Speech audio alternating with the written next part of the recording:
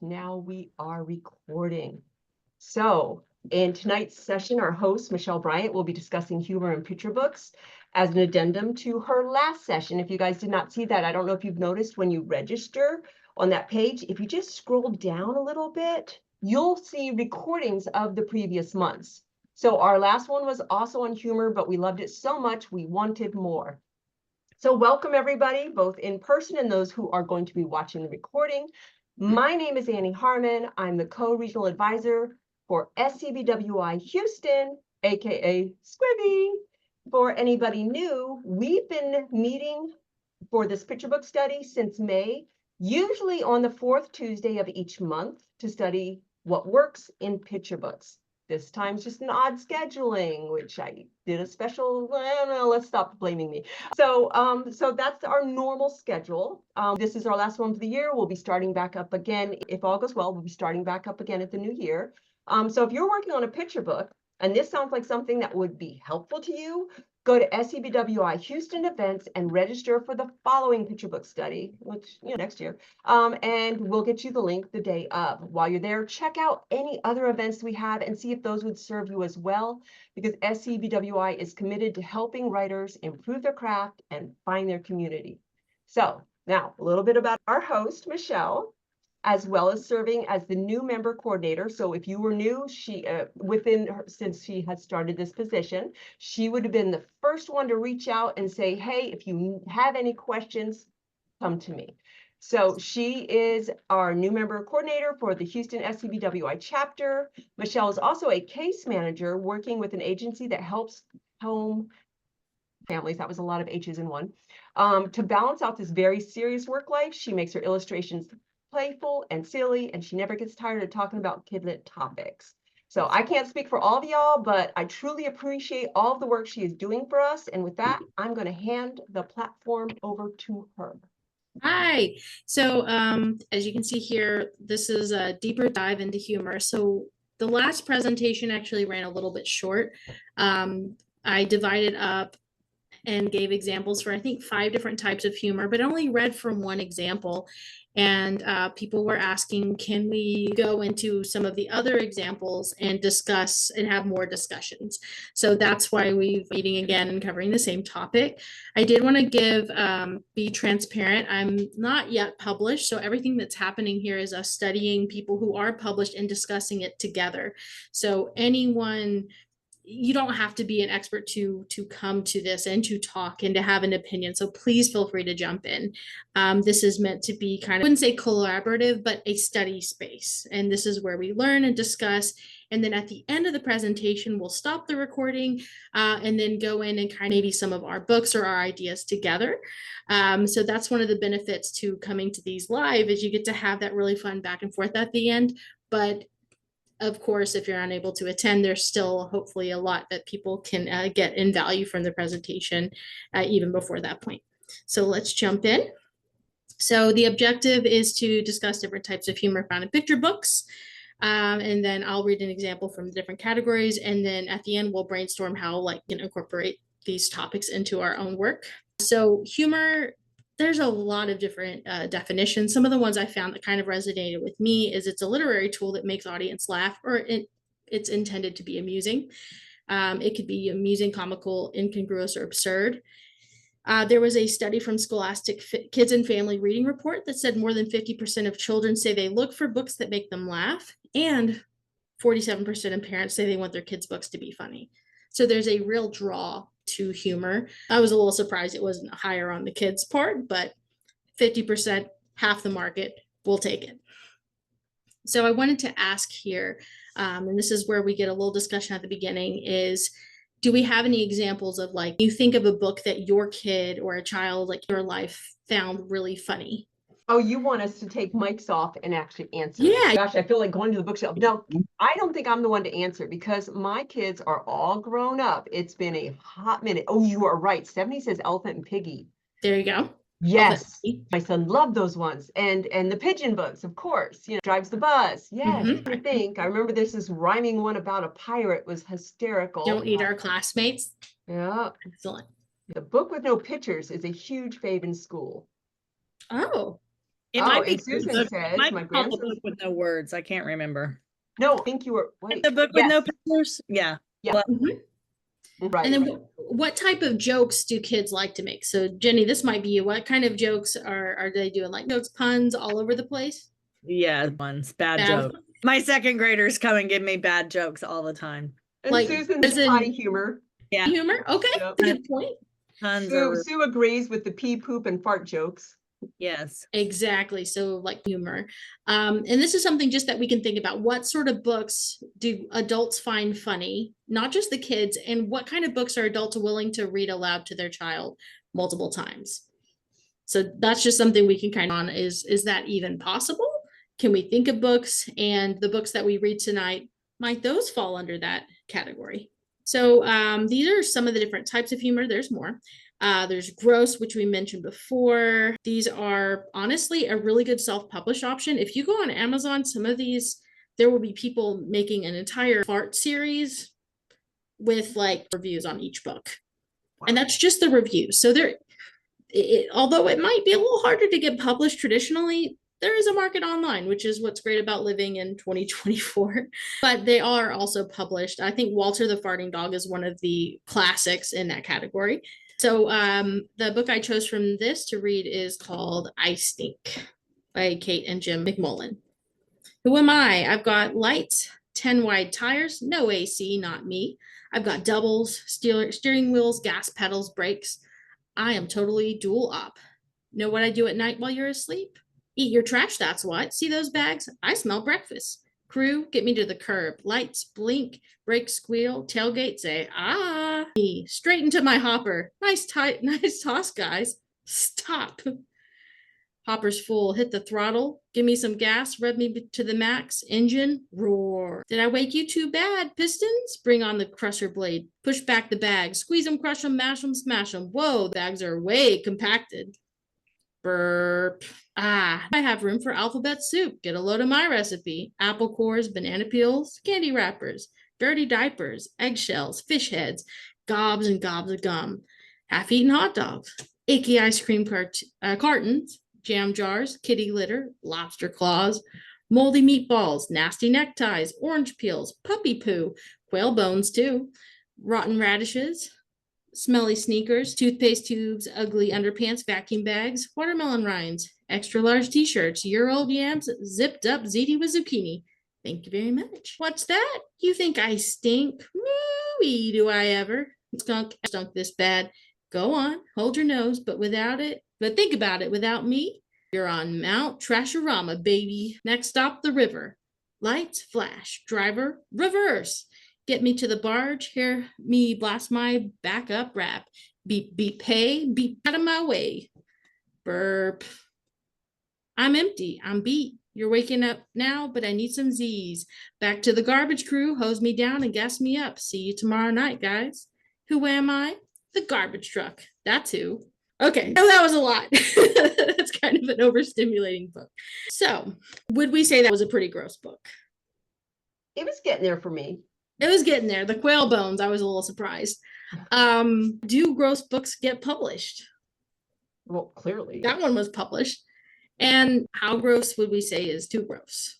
I would say when your children stop laughing, maybe that's when. But to answer your next question, will parents actually buy them? As long as my kid is giggling beside me, I'm just going to keep reading. Absolutely. Yeah. So I think it's not maybe about being when it becomes too gross is if the child begins acting it out, is getting on the parents. Yeah, your internet's sort of popping. Okay, I'll try that again. So when children start acting it out. Or when the children stop finding it funny. Also, if it's not about being too gross, it's when it becomes like, or whenever. So like, for example, they mentioned a dirty diaper. If there's a child in a book who is holding a dirty diaper and is like it on the wall, right? We don't want to give children certain ideas. Like Ideas. That's the word. I don't know if y'all noticed this about that book. It incorporated a lot of elements, right? Kids love trucks and dump trucks. So it incorporated that. It had an alphabet in it. It had, now I'm not a rapper, obviously, but it had a bit of lyrical in there with the rap. And it incorporated a lot of like in colors and like beginning of the words with the alphabet. So This book did tick a lot of boxes. Feel like it was a little much on all the boxes it ticked, but it was published. So I think sometimes if you have a strong, compelling idea and you can find the right publisher and the art, do we feel that the art suited the book I did, yeah. and the gross stuff? Is there anything I would have liked to have seen changed with that book? More complete sentences. Mhm. Yeah. I felt like and this is not really necessarily humor, but I feel like it was difficult for me as an adult to follow the words on the page. And I feel like they were a little overly creative with the editing and the word placement. Mhm. Something about, and maybe in a printed book, it would be a little bit easier to follow where the alphabet's going. They had it going on one page instead of across. Given that it was a full page spread, I think it might have been more effective for them to go left to right and then left to right instead of left down and then over to the next page. So that's something for an illustrator to kind of mind is where is the person's eye going to naturally scan the page? And sometimes a page turn could kind of up the monotony a little bit. All right, so I'm going to go to the next book here.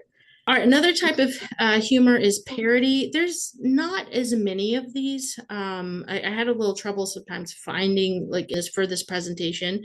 But there are books for this. In the 90s, the Stinky Cheese Man and Other Fairly Stupid Tales was pretty popular. I think it was a little bit slightly older than some of the other books here, like Old MacDonald Had a Truck, which is a fantastic book, by the way. Goodnight Goon. I actually bought that for one of my friend's husband, and that was a really fun gift. And in fact, that's the book I chose to read today.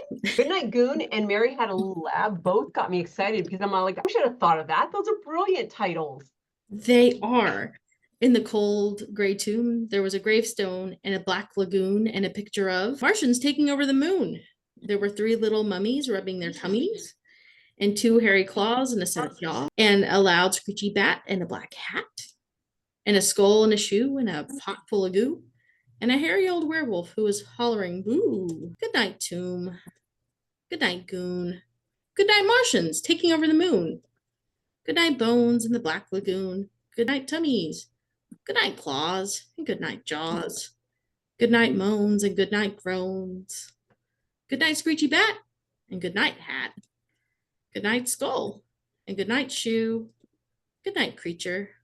Good night, goo. And good night to the old werewolf hollering boo. Good night, you. Get under there. Good night, monsters everywhere. Cute. Yes, very cute. That's brilliant. I didn't even think about parodies being a type of humor or even a type of book that I could do as a picture book. Like about the brain space that just opened up. Absolutely. So would we say parody books, are these maybe a little bit more for the parents? Like, does the necessity of understanding the original book it's based off of increase the enjoyment of a parody? Yes. Half the jokes in cartoons are meant for us. Exactly. We get it and they don't. Yeah. Who would you say the market is for a parody book? Well, I think the market is it's that you're attracting the parents, but the book has to hold the kids' attention because otherwise it's going to be a one read and done and it's never going to get recommended. So you're pulling in the parents, but then you have to hold it with the kids. Agreed. I think the concept of a parody pulls in the parents, but the illustrations and then having the tight rhymes are what keeps the kids there. And then the parent might have to do a little bit more effort and maybe act out some of this as play if they want this to be a continual book for them to read multiple times. Yeah. There's a lot of, I think, potential there. These are really great, like, yeah, gifts, but I could see this being like, oh, because I literally bought this for my friend's husband. I was like, oh, Wes would love this book for him and his daughter. And I knew he'd get a kick out of it. And so that's why when I was thinking of, I was like, a minute, parody. So the next type of humor is incongruous. So this would be something that's unusual or different from what's happening around or from what is generally happening. Lots of bestsellers. And there's a lot of like, what if a pigeon drove a school bus? Incongruous. The school bus is the same, the kids are the same. Let's just change this one element. What if crayons refused to work? Day the crayons quit. What if a dog was going to school? Stop that pickle. But tons of books fall under this category. And I chose to read Stanley the Dog, First Day of School. From the moment Stanley woke up, his belly felt burbly His legs felt wobbly and his tongue felt tangled. Today was the first day of school, and Stanley really didn't want to go. He dawdled in bed. He dithered over which collar to wear. He didn't even touch his breakfast. Nervous about school? Asked Stanley's dad, Big Head Bobby. Don't worry, buddy. They'll love you to bits because you, my friend, are Coolio Drulio. Beep beep went the bus. Have fun, said Bobby, and with a stumble and a bumble, Stanley trotted off to catch his ride. The closer the bus drew to school, the more Stanley felt his stomach turn in knots. He'd never been to school before. He'd never been alone this far from home before. And then the bus came to the stop. We're here, the bus driver smiled. Up and at 'em. All the other pups all rushed out as Stanley tumbled down the steps. Inside, Stanley wasn't sure where to go. He tried to ask the poodles, but they just ignored him. The Great Danes were so big they didn't even see him. The St. Bernards were too busy by their water bowls, and the Chihuahuas were fighting the wiener dogs for the best chew toys. First day? Stanley spun around. Who said that? He asked. Up here. Stanley looked up and saw a kitten sitting on top of a tall bookcase. Who are you? I'm Stanley said. I'm a bulldog. I'm Pearl, Pearl explained. I'm the teacher's pet. I live here. You do? Stanley said, looking around. That's pretty sweet. Hey, you'd better get in line before all the good snacks are gone. Okay, Stanley. Thanks. He really didn't want to leave the first nice pet he'd met, but he didn't also want to miss out on snack time. Hey, new kid, into the line, okay? Hound howled at him. Stanley sighed. Okay. Shuffled to the back, but by the time it was his turn, the only snacks left were biscuit crumbs. Stanley moaned. Biscuit crumbs wouldn't be enough for a dog with a belly as big as Stanley's. But then, bonk, something hit him on the head. A whole big perfect biscuit. Before Stanley could thank Pearl, the teacher clapped her hands. Welcome, everyone. First lesson, who knows how to sit? Sit. The poodle sat, the Great Dane sat, even the wiener dog sat. Stanley knew how to sit, but he sat so hard that he rolled right over. Settle down, class, said the teacher. Next lesson, stay. Stanley was really good at staying. He barked so the teacher would see. Stanley, no barking in class, the teacher told him. Next lesson, said the teacher, roll over. Stanley knew how to roll over. He knew how to stay. He knew a lot of things. He just didn't know how to roll over. Stanley, Pearl hissed, like this. But as she tried to show Stanley what to do, a rambunctious Rottweiler accidentally rolled right into her bookcase. Oh, no! Look out, Stanley barked. But the teacher didn't speak dog. It was up to Stanley to save the day. Across the room, Stanley flew. Clompity glomp, he stumbled and bumbled and rolled, while Pearl wobbled and bobbled and lost her balance and fell. Stanley got there just in time. Pearl landed safely right in the middle of his super soft tummy. You're a hero, one of the Great Danes barked. Stanley's number one, the hound howled. I always knew he was Coolio Drulio, the poodle woofed. Want to play catch with us after class? The teacher came over to give Stanley a gold star, and Stanley walked right up and gave it to Pearl. For me? Pearl asked. Stanley stuck out his paw just like he'd been taught and barked. For my friend. Back at home that night, Stanley licked Bobby's face and settled into his favorite spot. He'd finished school. He'd made a friend. He'd gotten a gold star. Stanley had done it all. He had mastered all the school's rules, and now it was time to lie back and chillax. Get some rest, okay? Said Bobby as he shut off the lights. Because remember, tomorrow's another school day. I know that was a longer one, huh? So would we say, do you still think funny books need some sort of conflict? That's actually feedback I got in for one of my manuscripts, is that I had like funny concept. There really wasn't any sort of story or arc to it, and not necessarily enough of a conflict. And that can be frustrating because, right, you only have 32 pages, less than that. So how are you going to do all this world building and build a conflict in and give it a resolution and make everything satisfying? With incomplete sentences. No, just kidding. You can. And there's ways with if you think about it, did the dump truck in I Stink necessarily have much of a conflict? He wanted to eat and he ate. Right. So there are some books I think that require a little less of a conflict, right? I think the dump truck one, the I Stink book, was geared for a younger audience. There were definitely a lot less words on the page. Mm-hmm. And so this one is clearly more geared toward kids who are nervous about going to school, right? So that might be a 1 to 5 year old. And so the concepts that are covered here and the conflict is a little bit more maybe deeper than it would be for a younger audience. So that's something to keep in mind, I think, is the older your audience is, the more that you're going to need to have like sort of conflict. Because an alphabet book may not have one in there, or a number book or a color book, Right. but this will. Of course, how funny is an alphabet book, really? Right. But I will say, yeah, Dump Truck Story, I love the art, and so it caught my attention. I love the title, got my attention. But once we started reading them, there wasn't anything like I was worried about either. I wasn't rooting for anybody. So Right. for that reason, I like a little conflict. Right. It helps you, and that might be something to consider. Are you writing a board book? Board books can be shorter. They can potentially be 24 pages. So there may be shorter stories where it is harder to have, but you can lose the reader's interest pretty quickly. The more words there are and the lack of conflict, I feel like is a recipe for lost interest, because where are you going with it? And so I feel like, now, how did we feel about the word count on this one? It felt lengthy to me. It felt pretty wordy. I don't know if y'all noticed as well that I tripped over some like Drulio, and there were some other made up words in there. I thought that was interesting. But that might be something fun on repeat reads, and kids might enjoy that. Yes, those are fun words to say. Whereas the dump truck one actually had some words. I'm surprised they edited it and say, well, kids aren't even going to know what this is. And I know when you do picture books, this is an opportunity for them to learn new words. But I was kind of shocked by the amount of the concept with the dualies and everything. Like, I don't even know if some adults know what a dually is. Just gonna try to find it. There was a word I was surprised. That's okay. If there were so many words to see, it's hard for me to find. But like I said, this book I think is for kids that are a little bit older, and it handled it pretty well.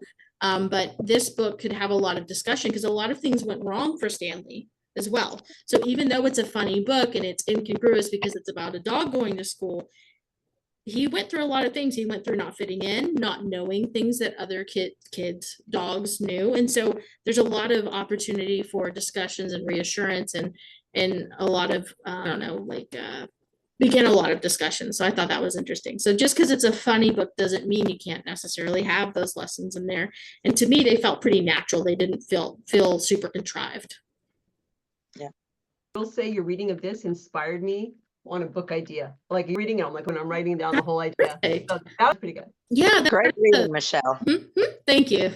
Part of the idea of these book studies is to talk through things and to kind of ideas in people to help them incorporate into their work. Okay, so here's another type. This one is wordplay, things that are fun to read aloud. Llama Llama Red Pajamas, an example. The Gruffalo, which we did a picture book study on. T is for Pterodactyl, the worst alphabet book ever. But the one I'll be reading today will be My Pet Feet. But you can think of this category as literary devices that make books funny. So silly rhymes and play on words. So in this book, the letter R goes missing, ferret becomes feet, bread becomes bead, friend becomes fiend, and crows become cows.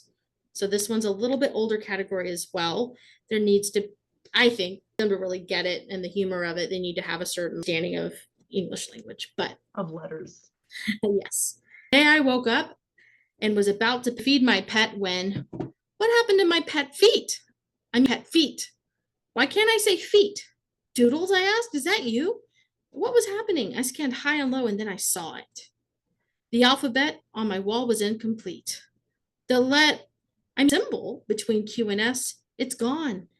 I looked at Doodles. See, without the become feet. I didn't know how to fix this, but I had to do something to save him. Maybe my buddy Lucas could help. I walked outside to complete chaos. I quickly sidestepped a bunch of kids on go-cats and almost bumped into a policewoman on the back of a galloping hose. Inside the family bake shop, Lucas's mom took a beef pan out of the oven. Lucas, I said, what's going on? Lucas scowled at me. Most days he's my pal, but today he was a fiend. I hugged Doodles as I backed outside. All the townspeople acted as if this was just a typical day. How did they not notice the pandemonium? Out of the blue, a flock of crows began chasing us. We fled the town hall, but couldn't get in the dew. With the cow still behind me, I climbed a massive cane that loomed above the building. As I suspected, cows didn't like height. High above the town, Doodles clung to me with all 10 toes. To save him, I needed to know what happened to the 18th symbol of the alphabet. Did it fade out of existence? Doubtful. Did it get used up? Not likely. Vowels get used most. I could still say A, E, I, O, U, and sometimes Y. Maybe someone took it, but who? And why? I was stumped. I don't want to have pet feet until the end of time, I wailed. Doodles gave me the saddest pout imaginable. Doodles, I didn't mean it, I'm so. But as I spoke, Doodles did what feet do best. He jumped up, dashed down the cane, and bolted away. Come back, I shouted. I chased Doodles past a fog and towed by the babbling brook, down a tail, and into a gassy field. Just like the missing piece of the alphabet, Doodles had vanished. The whole situation was a massive contest, a huge a bad thing. But I couldn't give up. I followed the faint sound of footsteps and finally found Doodles at the seashore. I avoided tiny cabs scuttling along the sand and eventually caught up to him at the edge of the pie. Doodles, please accept my apology. You could be an animal, you could be feet, but you will always be a fantastic companion. Doodles hopped up. I love you too. All of a sudden, he dove into the ocean, and that's when I saw it. We paddled out. It helped having 2 additional feet kicking. Arr, said one of the scallywags. Arr, said another. Arr, I roared at them. I roared. Yes, it was a roar with a capital R. The pirate captain handed me a treasure chest. Take them, he growled. We wanted to be the only ones in the world who could utter the letter R, but now it's all me matey say. The trunk overflowed with a plethora of pilfered R's. I reached in and delivered 2 to Doodles. Immediately, he transformed. What a day. The R fiasco was resolved, and the town was now repaired. Doodles lay resting directly over my heart. My pet ferret was right where he belonged. Ready to retire, I could finally relax and catch some. Oh no, how did I miss it before? Where are all the. That's that one. So cute. That one made me laugh hard. Now, I have to say, it is, yeah, people would get it much better than younger people. But I love how the author stuck with the world rules. In this world, there was no R, and in the entire telling, there was not. I'm looking at every word. Surely she slipped an R there. How do you say a whole like story without R? She did it. It was amazing. Oh, he did it. And so, wow, yes. Agree. I agree. I don't know if you noticed there were other elements of humor in there. There were a couple of gross jokes, but not too many. Alliteration, some beautiful alliteration, literary devices in there as well. And I feel like this is a book you could go through multiple times and catch something different every time. And it's a funny book, but it had that really strong like arc and the conflict. Yes. Very satisfying book. And it was brilliant that the pirates had taken it for the R. And they didn't want them. They're like, we're gonna give them back. These guys won't stop. But Michelle, even like on the other side, like work with students, I'm blessed to work with students. And even like you said, going back to it again and again and finding something different, like is so obvious, right? In this one. And I tell students sometimes when we're writing, you know, slap your reader in the face with it. This is a book you would use that for. So awesome job. I love it. I love it. And it's really fun. Like one of those, I think, funny books. And I think you could play around with it with the younger readers as well. Like the pictures, they might not quite get the grasp of why it's funny, but the pictures on their own are funny as well. So just a fantastic book. And the first one might be rhetorical, like can a play on words idea turn into an entire story? And I think it's having the storyline and the conflict in there. You know, spark of an idea, but you have to flesh it out so that there is a satisfying resolution. Because a concept doesn't necessarily carry the entire book. I think is a spark, but a spark will burn out on its own. You have to keep feeding into it to make it into a nice fire. Yeah, a good point, because that's really where I find my weakness is. I will come up with the spark, but I forget to go full circle. I'm like, where's this going? Yeah, a very good point. Right, because the idea can be what like people in, but what gets them to buy the book, what gets them to read the entire story, what gets them to keep coming back is all of the other elements together. So next topic is absurd. So it's just super silly concepts and ridiculous ideas. Like, you know, there's 2 dragons on here, but like pair of underwear, dragon of tacos, spoonful of frogs. They're a little different because the incongruous books are you take a more normal situation, you change an element. This is something random, just on its own, a very strong random idea. And then I did read a book from that with the last study called Mr. S. So I'm not going to read a book today. That was a story where there's a sandwich on the table, and the students on the first day of school aren't Oh, quite yeah. sure if the sandwich is the teacher or not. So I would encourage y'all to check that book out. Yes. Very So good. again, yeah, you go onto the registration page and scroll down. Last month's study, and that was what, September, is that correct? Correct. Yes, because although we're in November now, we had a hiccup, so it was in September's. If you're watching the recording, scroll down, check that out. That was hilarious. Okay. Then I think this is the last one. So unexpected is, I feel like this is a more like idea. So like monster above the bed. Children make terrible pets. This one's the imposter, and it's like this creature pretending to be a dog. And then the one is got your nose. So what happens if someone actually gets the nose? What happens? It's a little different from absurd because I think there's a cleverness to it. But there can be some overlap between the two. All right. So there was a monster above Blossom's bed. She was sure of it. During the day, Blossom could mostly forget the monster. She jumped rope. She swam laps. She played ball.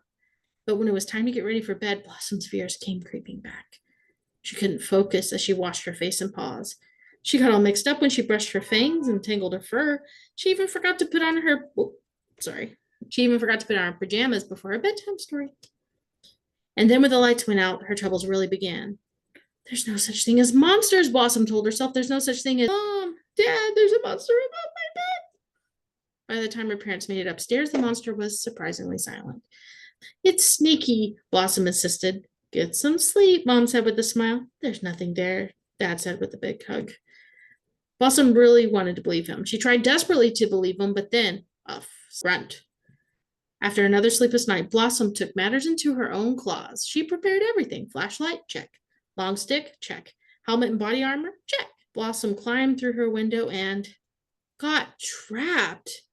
Aha! I knew there was a monster under my bed, said the monster. But I'm not the monster. You are, Blossom sobbed. Please don't eat me. I would taste terrible, really. The beast scrutinized Blossom from horns to tail. This is it, thought Blossom. Will it boil me, steam me, bake me? The monster came closer and unlocked the trap. Blossom sprang back to take a good look at this monster. A head full of fur that looked pretty. A mouth full of teeth that looked blunt. Large eyes that looked curious. The thing took a step forward. One corner of its mouth turned up in a grin. Blossom yelped and dove for the dust ruffle. Blossom had never met a monster before, and this one had let her go. Maybe it wasn't so bad after all. The next day, Blossom crafted a plan, a terrifying, risky plan, but she had to know the truth. She prepared everything: a camera, a pencil, a notebook, and most importantly, a helmet and body armor. Blossom's paws shook and her rings rattled as she climbed back through the window. Hidden in the shadows, she prepared to find out what had kept her awake for so long. Wee! Blossom took careful notes. She recorded the beast's every move, rattle, creak, click, and she didn't leave until she had the answer she needed. The next morning, Blossom woke up feeling rested for the first time in a long time. She spread out the pictures from the night before, carefully studying each one. Blossom's smile grew as she moved everything into her journal. But before she could finish gluing, her window creaked open, a hand slipped through the crack, and dropped a piece of paper. Blossom added it to her notebook and flipped through the pages one last time. With the final piece of evidence in place, she came to a new conclusion. There was a friend above Blossom's bed, and she was sure of it. And it was terrific. Oh, Yeah. that was a love story. Yes, and at the end you can see the actual note, which I thought was a nice little bonus there. Hi, what's your name? I'm Louie. Want to meet up sometime? I won't eat you, a promise. Maybe neither one of us is a monster. Oh, Ivy. This is Ivy. Very cute. So this one I think feels a little different than in that I don't know. I feel like it's take a really like almost flip an idea on its head, or you follow through with something like the Got Your Nose and turn it into an entire story. Some of the random ones, it's just like, oh, what if there were haunted underwear? This one is, well, kids are scared of monster under the bed. What if the monster is scared of the kid? It's I think, stronger like to play on. Yes. What would we think? What was unexpected about this story? Any of the elements? Well, I think as adults, we kind of the monster was a human, so it's really Mhm. just cute and loving. The unexpected part was just in knowing the concept could even exist right from the beginning. Exactly. But that's okay that you know beginning like Mhm, going to happen. It can still be done in a satisfying way. So mhm. don't be careful not to talk yourself out of an idea because, oh, well, the parents will know. You can still write a very satisfying story, even if it's kind of obvious what's going to happen. Because sometimes how you get there, the journey itself is the fun part. And that was the cutest and safest way to say you don't need to be afraid. It really was. Yes. It does manage to teach a good lesson about just judging someone, but also I think the lesson is you can observe before you come to a conclusion. If you're not quite sure about someone, you can look and see what their actions say about them. You don't have to just automatically assume someone's good. You can just kind of know a little bit and see. Yeah. I think that's a great lesson for kids. I did cover this in our last study, but I wanted to kind of some examples from the book. So it can be tricky as like to have the joke and the punchline just be in the text. A lot of what makes picture books funny is how the text on the page and the pictures work together. I'm going to use the same example. It's just such a strong one. This is from a book called Ninja. But I want you to pay attention to how boring the words on the page actually are and how flat it could be. He will face danger, show courage, and find the strength to defeat angry beasts. Mhm. Actually, not that funny. What makes it funny is it with the picture. The showing courage is the little toy. The danger he's facing is the sleeping dog. So it can be difficult sometimes for people who are writing this story to imagine like the jokes can. Hey, Michelle, yeah, off your video. I think it's starting to affect your. Okay, keep that off. So it can be difficult to do, but I think you can do brainstorming sometimes on a separate page. Like what are some of the visual jokes that can be involved in your story and try to incorporate those like your writing. Because sometimes it's not just you get to write the joke and the punchline on the page. Here's another one. The words actually aren't funny, it's the pictures. A ninja goes unseen on his mission. And it's funny because he's not unseen. Like when he's bad at hiding, number two, the child is clearly looking at him. So here's some examples from the book Tonight. Stanley knew how to sit, but he sat so hard he rolled right over. The words themselves aren't funny, but the execution of the illustrations are what makes it funnier. From the Monster Above the Bed book, this is pulling from earlier. She's getting to discover what each of the weird sounds are. And if you look, the illustrations are showing you what's happening. The words aren't actually saying she was singing and that was the loud sound, right? This is a good example of show don't tell. So yes, it's saying Blossom took careful notes, but the illustrator gets to have the payoff of the helping the reader discover what's happening. This is the Feet book. I don't think it would make sense. Most days he's my pal, but today he was a fiend. Without the picture, we wouldn't know what's happening there. And that's something that's okay. It's okay if in your manuscript it doesn't necessarily make sense because part of the storytelling is the illustrator's job. Now that's kind of a separate topic. How do you, in having people read your manuscript, like the amount of notes do you do or write illustrator notes for people to understand? But it's okay not to write everything that's happening. And then I thought this was like, good night, you get under there. The funny part is the illustration. Same thing here, say aw, and he's backing up into it. Again, it's okay to let the illustrator have the punchline. So a few discussion questions. How can a writer imagine those like visual jokes? That's a question I'd love somebody to be able to answer, somebody who maybe is an illustrator, because yeah, that's what I was thinking. I was like, are these actually the illustrators writing these books? Because I like, how would you, even if you did imagine it without like the dummy, which as not an illustrator really isn't your job, I think. How do you get that across? Because you don't want a billion illustrator notes. You don't have to tell them how to do their own job that would upset them and ruin their creativity. So how does that work? So I know that something that writers can struggle with is telling instead of showing. So maybe that's part of the manuscript is writing some of the funny ideas and trying to think of funny things that could happen and having a funny things list that's on a separate page. Like, this is my concept, this is my story. What would be funny that could happen in this? And so like once a book is picked up, I'm not sure if that's something that's discussed with the editor, but I think having a funny ideas list is something that can be helpful for that. And then trying to incorporate that into the story. And some of it is going to be the illustrator. A good illustrator can add to the story something that the writer might not have thought of. I think the point is that you can have humor in there without it being specifically in the text. All right. I think before you go on to the next one, I think one thing that is really helpful too is just literally hanging out with kids. Yeah. Or being a school teacher, they say funny things that when you get their input or their thoughts on something, when you hang out, it's like doing research. If you're writing a historical novel or you've got Yeah. research where you are, if you're writing about kids and monsters, go to the library, have a little conversation with them, go yourself, go borrow somebody's kids, go, but do the research on that, because they're the ones that I think help you come up. And also sometimes, and I have to tell myself this as an illustrator, I have to tell myself, don't overthink things. Sometimes just letting your creativity flow and quit trying to think like an adult.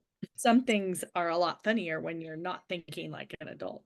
That's true. So getting into that kind of space and creating a story like what a child might find funny there. But I think that's a good point, like count with kids and spending time. Because I'm sure everybody knows somebody with kids. And if you don't have kids, that would love some babysitting for free. When I write, I visualize as I'm writing. So as the story, I don't know if anyone else does, but I meditate. I'm very visual. So I kind of, not everything, but I have like a rough outline. So I've got 2 books that I've self-published, or one of them's about to come out. And so I had the same illustrator. And so we gave her a vision board of some of my ideas, but then just left it to her. And so funny enough, she in a couple of pages where she didn't tell her what to do because I wanted her to infuse her creativity on it, but she made what I'd seen in my mind without knowing. So kind of crazy how the universe works. Yeah, even your words must have been very good that she just intuitively understood. I like the idea of a vision board for people who aren't, maybe if they're not as good at visualizing or they don't draw themselves, like going to Pinterest or something like that and pulling together. I think that's great, Sam. Thank you. Yeah, so my birds do yoga, and so I found some inspiration to help her along the way, but they weren't the same birds or anything. So this is something that kids love. I call it the golden setup. It's the whole like, I know something you don't know. Kids love feeling superior over a character. This is a great example from I Want My Hat Back. It's my favorite picture book. In it, he's like, have you seen this hat? And very suspicious rabbit. And he's like, okay, if you anyway, if you read this with the kid, they're like, he's got the hat. Ah! And it's this whole thing for pages and pages. And the more clues you give to it and the less understanding the character has, it's just this beautiful setup. I already said how a child might react. And then, has anyone read this with a child before? Yes. And as you're turning the page, they're like, they almost want you to go back. They're like, wait, go back. And it creates this really wonderful like momentum in the child as the book is continuing. And then you have the golden reveal, which is the, wait a minute, I've seen my hat. Another book, Unicorns Are the Worst. There's a wait a minute moment where he doesn't see the dragon and then it comes up behind him. Kids love this. And so that's something you can kind of in your back pocket. Do you have a know something you don't know or a wait a minute moment that you can incorporate? Okay, we're to the reflection part. How do we like to brainstorm humor? How do we, like, I had a good thing, like you can be around kids and get inspiration from them. Sam mentioned like vision board. Do we have any other brainstorming ideas? I'm gonna say, let you read books to me and say, ooh, I could do this, but twist it. Yes. So that would be studying books that are already out there. Exactly. And get inspired by, an inspiration. Did y'all notice any in-text jokes or like jokes in the books that I read tonight? I know it was fast. Yeah. I brought up the example of the dog rolling over and like kind of that was there were so many examples in the feet book. In the illustrative jokes, I think in that one helped because it's moving so fast. I think it helps you see like plate of beads or the pan of beads instead of bread. And that one tied really well together to be like, oh, I get it. But okay, so sorry, I'm not on camera here. My camera was glitching out, but we have reached kind of end of the picture book study part here. We will continue for those who are here live, brainstorming and going in depth if anyone has the examples they want to discuss from their work. But Annie, did you want to wrap up since your camera's Yeah, in closing, yes, that's it for tonight's session. As always, thank you so much for stopping in, showing your support. I want to see a lot more of this. If you check out, you know what, I just doing video editing this week, off topic. And I found there are video editing things that now use AI to automatically remove all of your videos. I'm like, I need that one right there. Did you see how many ums I just put in there? Back on topic. So if any of you guys want to check out any of the other events that we host, please go to sbwi.org/Houston and find the events that work for you and register, please. I will link to the chat for those. Well, for those who are live, if you need it, and I will add it to the recording box, so it'll be in the info box. And if you're interested in registering for any of our monthly meetings, which are always free, go ahead and check out our blog, read up on the upcoming speaker. Margaret Lee writes our blog, and she always interviews the people, gets the goods on them, so you can learn more about that person, especially if it's an agent. Go ahead and click that follow button, because there's going to be more interviews with authors, illustrators, and agents, and one of them might be the spark you need. And speaking of sparks, there we go. We'll be starting an online version of North Carolina's Ignite the Spark, and having attended one, I have to say it's a really great way to like get your words out, it just it was amazing how many books were just written on the spot. It really was. You just got to experience it. But anyway, so we're going to do our very first one as a practice run at the retreat, and we will also be voting on the name that we will call it, because we can't still North Carolina's Ignite the Spark. We'll have to come up with our own cute title. But anyway, so keep an eye out for that, for the Ignite the Spark, and I will see you possibly at the December party. I hope you guys come. So happy creating, and then I'm going Oh, Jenny had something. Hold on. Annie, don't forget, we have an illustrator sketch night too. Oh, please do talk about it for a second. We're That's going at the events on the registration page. right. And I know you guys can go look at it, but while I have you here and we're talking Mhm. about books, it's a great night to come and join. We've moved it to online because we have just accepted the fact that our chapter is too diverse and too wide and too full, and it's much easier. While Margaret and I had a fabulous chat the last time, we are going to move it online, and we're going to go 6 to 9. Now, you may not have 3 hours, but you can jump in and join us for whatever part. We'll chat a minute at the beginning, chat at the end to see what we accomplished, just to get to know each other. And the rest is work time that I'll have some good, fun, motivating music going on while you're working, and know that you're working with fellow Kidlit creatives. And the December party, I see the question in the chat, is that is Monday, December the 2nd at the Tracy G. Yep, there we go. Loving it. Okay, so do we have any final words? I'm going to go ahead and turn off the recording, and then we're just going to have our little chat sesh. All right, thank you guys so much.